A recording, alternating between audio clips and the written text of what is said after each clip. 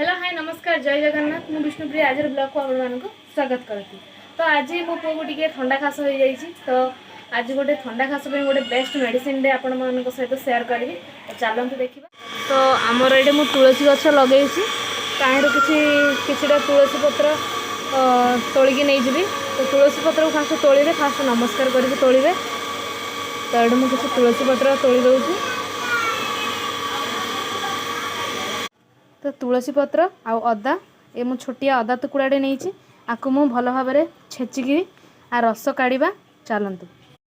तो ये मु मुठाटे तुलसी पत्र ग्लास मध्य पकई दी। तो ये आम आपको भल भाव छेचिकी रस काढ़ीदबा।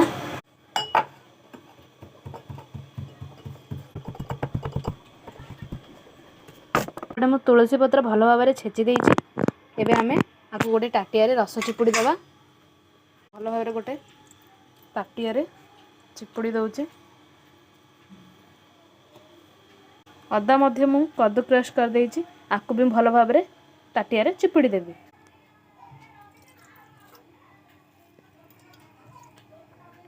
तो मु अदा आ तुलसी पत्र रस यहीं चिपुड़ी देछि आपको आम 2 मिनट गरम करदेबा चूल्हा रे। टिके रस को 2 मिनट गरम करदेबी। मोर फुटी गलानी तुलसी रस और अदा रस आपको आम गैस ऑफ करदबा।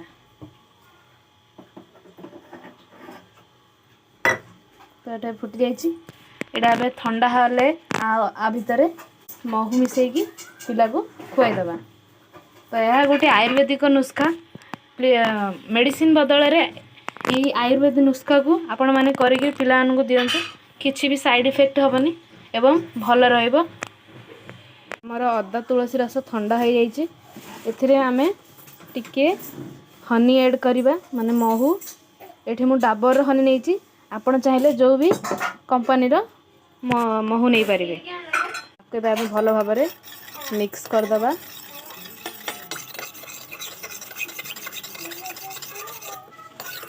आपको आपण मैंने दिन को 3 थर 2 चामच से पिला को दे पारिबे।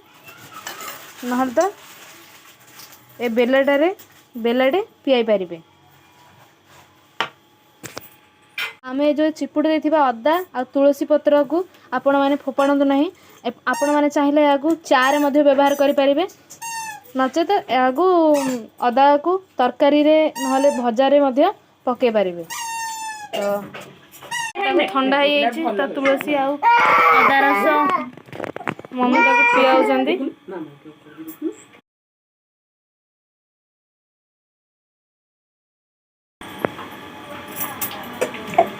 आज वीडियो आपण मानक पसंद लगे लाइक सब्सक्राइब शेयर करंतु। जय जगन्नाथ।